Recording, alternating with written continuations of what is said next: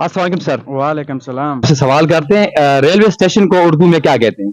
Railway station को उर्दू में railway station ही बोलेंगे हमारे ज़हन से। आपकी बात ठीक है, लेकिन ये जो वर्ड है ना, ये इंग्लिश का है ना, मैं उर्दू में आपसे पूछ रहा हूँ ना। उर्दू का पता नहीं है बॉस। बेबी डॉल, आप बताओ।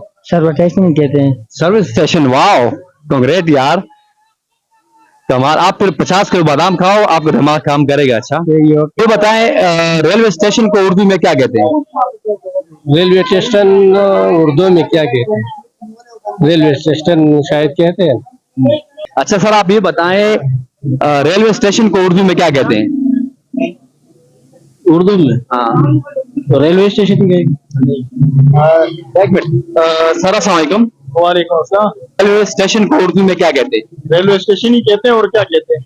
अच्छा जी सर। ये तो इंग्लिश वर्ड है ना, उर्दू में बताएं ना।